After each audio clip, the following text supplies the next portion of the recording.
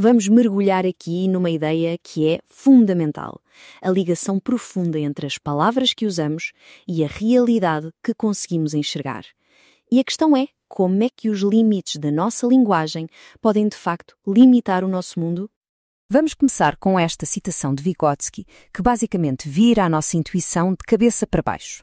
Sabe, a gente tende a achar que primeiro pensamos e depois encontramos as palavras certas. Mas a ideia aqui é muito mais radical. O pensamento só se torna real, só ganha forma através da linguagem. E esta é a pergunta central de tudo. Será que as ferramentas que temos na nossa caixa de ferramentas linguística, o nosso vocabulário, a nossa gramática, moldam ativamente a forma como percebemos o mundo, como raciocinamos e até o quão livres somos? A resposta, como vamos ver, pode ser bem mais impactante do que parece. E isto leva-nos diretamente ao problema. Saímos do campo filosófico e aterramos no concreto com este conceito de pobreza linguística. E atenção, isto não é sobre falar certo ou errado, é sobre ter ou não as ferramentas necessárias para construir pensamentos complexos. Então, o que é exatamente esta pobreza linguística? É crucial entender isto. É muito, mas muito mais do que só ter um vocabulário pequeno. É a falta de todo o arsenal linguístico de que precisamos para navegar um mundo cada vez mais complexo. Ok, vamos analisar isto por partes. A dimensão lexical significa ter menos palavras para diferenciar coisas. A sintática é ficar preso a frases simples, ter dificuldade em expressar causa e efeito, por exemplo. E a discursiva é a incapacidade de construir um argumento sólido ou de perceber as falhas no argumento de outra pessoa. Cada uma destas limitações, no fundo, constrói um muro à volta do pensamento.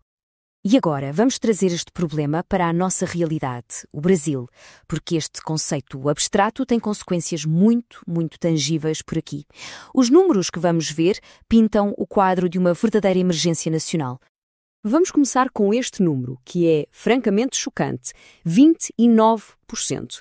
É quase 1 em cada 3 brasileiros em idade de trabalhar que não consegue compreender um texto simples. E o mais preocupante, a estagnação. Este número não melhorou absolutamente nada desde 2018. Agora, olhem bem para a distribuição neste gráfico. Temos ali os 29% de analfabetos funcionais, claro, mas reparem como a grande maioria da população, se somarmos, está nos níveis elementar ou abaixo disso. Apenas 35%, um pouco mais de um terço, atingiu um nível que permite uma participação plena na sociedade do conhecimento de hoje. E este é talvez o dado mais paradoxal e que mais nos deve fazer pensar. 12% das pessoas com diploma universitário não conseguem interpretar plenamente um texto. Isto aponta para uma falha estrutural profundíssima no sistema educativo, que vai da base até ao topo. Certo. Então, a pergunta é: como é que chegamos a este ponto? Bem, no centro do debate sobre educação no Brasil existe um conflito ideológico profundo. Vamos tentar entender as duas visões opostas que têm moldado esta discussão de uma forma neutra. Aqui está o cerne do conflito. De um lado temos a pedagogia crítica de Paulo Freire, que vê a educação como uma ferramenta de libertação, de transformação social. O objetivo final é a tal consciência crítica. Do outro lado, uma visão mais conservadora, articulada por pensadores como Olavo de Carvalho, que defende a educação como a transmissão de um conhecimento cultural essencial. Aqui, o objetivo é o domínio académico. São, de facto, duas metas e dois métodos completamente diferentes. A visão de Freire, em essência, é que aprender a ler a palavra é inseparável de aprender a ler o mundo. A alfabetização para ele é o primeiro passo para uma pessoa conseguir questionar e, quem sabe, até mudar a sua própria realidade social. A contra-argumentação, por outro lado, é muito dura. Críticos como Olavo de Carvalho, muitas vezes citando outros académicos, argumentam que o método de Freire não é sobre educação, mas sim sobre doutrinação ideológica. A crítica é que ele substitui a aprendizagem de competências fundamentais por uma espécie de ativismo político. E estas críticas não são só ideológicas, elas apoiam-se em argumentos da ciência cognitiva. A alegação é que os métodos construtivistas que dominam no Brasil ignoram como o cérebro realmente aprende. Dizem que sobrecarregam a memória de trabalho dos alunos e que falham em construir as competências essenciais, especialmente para os alunos que mais precisarão de estrutura. E enquanto toda esta batalha pedagógica se desenrola, Uma nova força disruptiva entra em cena: a inteligência artificial. A IA está aqui para redefinir a nossa relação com a linguagem. Mas a questão é, será que ela vem para resolver os nossos problemas ou para criar outros ainda mais complexos?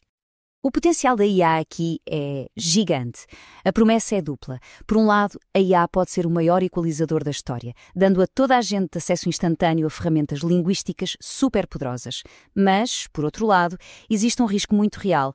A nossa dependência pode fazer com que as nossas próprias capacidades de raciocínio e escrita atrofiem, sabe? É como um músculo que simplesmente deixamos de usar. A grande questão é, a IA vai ser uma ferramenta que nos dá poder ou vai ser uma muleta cognitiva? E assim, o nosso caminho leva-nos de volta ao início.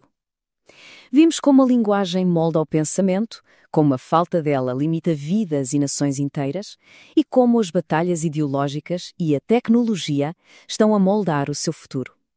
O que nos leva a uma última reflexão. Então, no final das contas, o ponto crucial é este.